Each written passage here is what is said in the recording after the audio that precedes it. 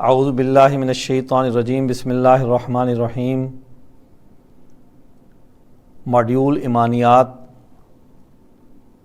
کے باب رسالت کا مطالعہ کر رہے ہیں۔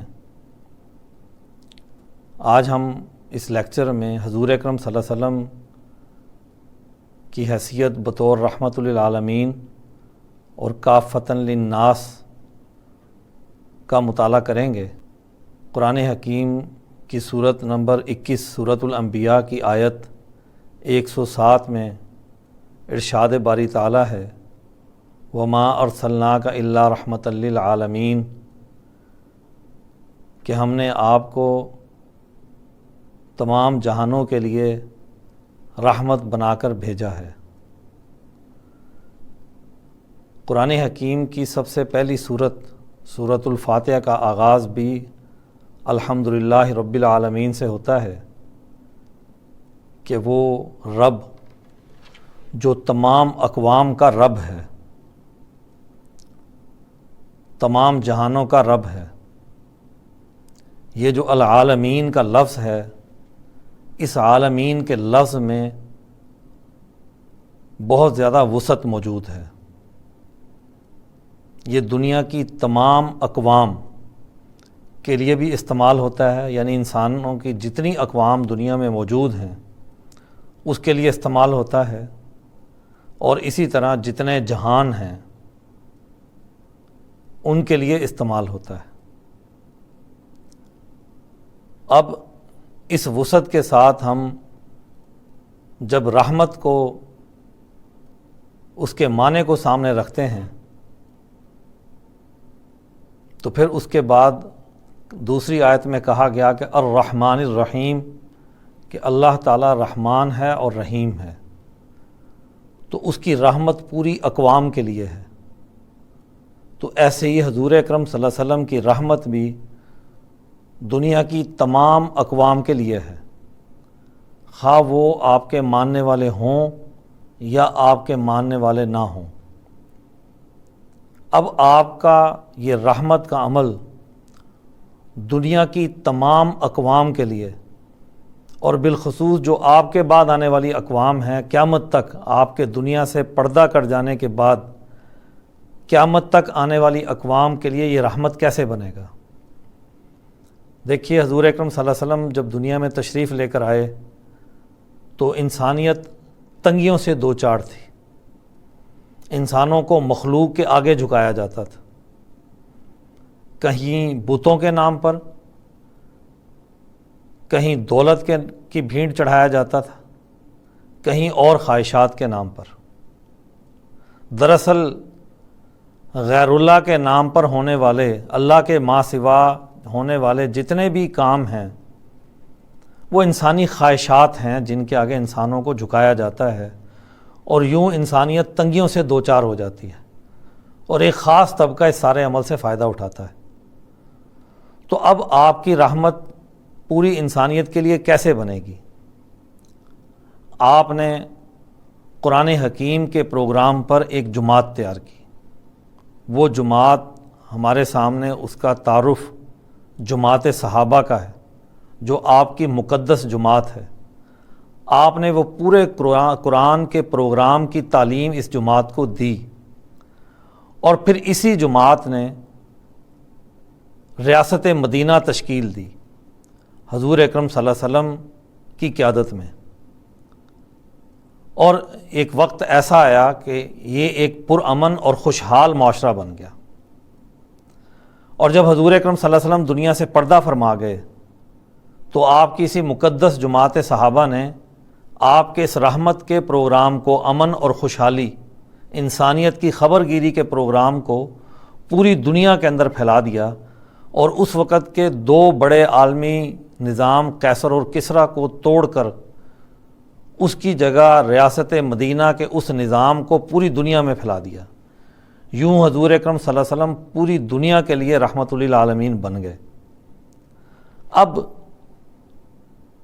آج جو بھی قوم، جو بھی معاشرہ حضور اکرم صلی اللہ علیہ وسلم کی اس رحمت سے مستفید ہونا چاہتا ہے، تو اس کے لیے یہ بڑا واضح اسوہ حسنہ ہے کہ وہ بھی اس پر عمل کرتے ہوئے اپنے معاشرے کے اندر امن اور خوشحالی کا پروگرام عام کرے، اس کا ایک پورا نظم و نسق بنائے، تو تب پوری انسانیت اس رحمت سے مستفید ہو سکتی ہے۔ انسانی سوچ تنگی سے نکل سکتی ہے۔ حضور اکرم صلی اللہ علیہ وسلم کا وہ اجتماعی پروگرام وہ نہ صرف انسانوں کو مذہبی تنگ نظری سے نکالتا ہے، بلکہ جو علاقائی تعصب، قوموں کے نام پر جو تعصب پایا جاتا ہے، اس سے بھی نکالتا ہے۔ قبائل، ذات، برادری، فرقہ واریت، ان تمام جھگڑوں سے نکال کر انسانیت دوست پروگرام پر معاشرے کی تشکیل کی دعوت دیتا ہے۔ اور جب آپ کے ماننے والے اس پروگرام پر عمل کرتے ہیں تو اس کے نتیجے میں آپ کی رحمت پوری دنیا کے لیے عام ہو جاتی ہے۔ قرآن حکیم کی 34ویں سورۃ السبا کی آیت 28 میں ارشاد باری تعالیٰ ہے، وَمَا أَرْسَلْنَاكَ إِلَّا كَافَّةً لِلنَّاسِ بَشِيرًا وَنَذِيرًا وَلَٰكِنَّ أَكْثَرَ النَّاسِ لَا يَعْلَمُونَ۔ اللہ تعالیٰ نے حضور اکرم صلی اللہ علیہ وسلم کے متعلق فرمایا، اور ہم نے آپ کو جو بھیجا ہے تو صرف سب لوگوں کو خوشی اور ڈر سنانے کے لیے، لیکن اکثر لوگ اس بات کو جانتے نہیں ہیں۔ کافۃً للناس کا معنی یہ ہے کہ آپ تمام انسانیت کے لیے بھیجے گئے ہیں۔ اس سے پچھلی آیت جو ہم نے مطالعہ کی اس میں رحمت کا لفظ تھا، جس کا ایک معنی شاہ عبد القادر دہلوی موضع قرآن میں فرماتے ہیں کہ تو مہربانی کر پوری دنیا پر۔ تو یہاں بھی وہی خطاب کیا گیا کہ آپ تمام جہانوں کے، تمام انسانوں کے لیے ہیں۔ وہاں جہان، یہاں تمام انسان کہا گیا۔ وہاں عالم کا لفظ ہے، یہاں الناس کا لفظ ہے۔ اب یہ جو الناس ہیں، حضور اکرم صلی اللہ علیہ وسلم کے بعد آنے والے یہ سب کے سب لوگ، یہ آپ کی امت ہیں۔ اور جب آپ نے معراج کے موقع پر تمام انبیاء کی امامت کروائی تو دنیا کی تمام اقوام آپ کی امامت میں آ گئیں، یعنی ان انبیاء کی اقوام، ان کے ماننے والے بھی آپ کی اتباع میں آ گئے۔ اب یوں دنیا دو حصوں میں تقسیم ہو گئی۔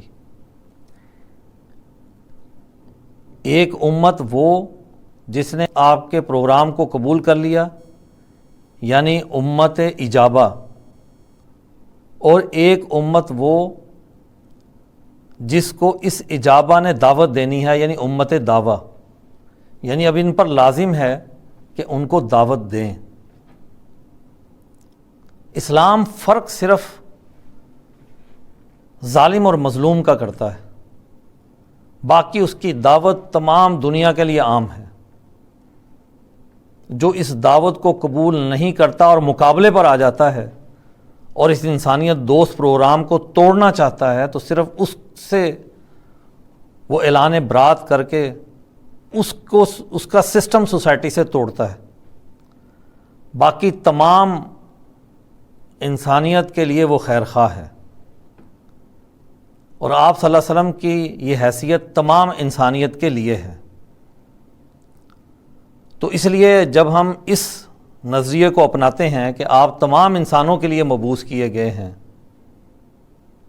تو اس کے نتیجے میں اب تمام انسانیت کی خبر گیری، ان کی کامیابی کا پروگرام، یہ اب آپ کے ماننے والوں کی ذمہ داری ہے۔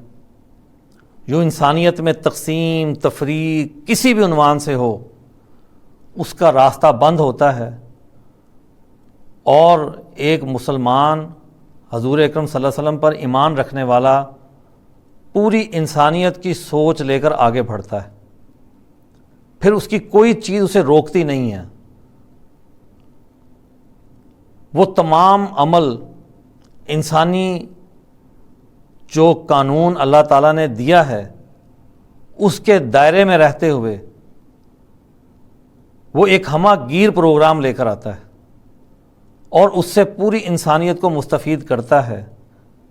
یوں آپ صلی اللہ علیہ وسلم کی حیثیت پوری انسانیت کے لیے ہے، آپ کی جماعت نے پوری انسانیت کے لیے کام کیا، تو آپ کے ماننے والوں کے بھی لیے لازمی ہے کہ وہ ہر قسم کی تنگ نظری، تنگ سوچ، متعصب سوچ سے نکل کر کل انسانیت کی سوچ کے ساتھ آگے بڑھیں۔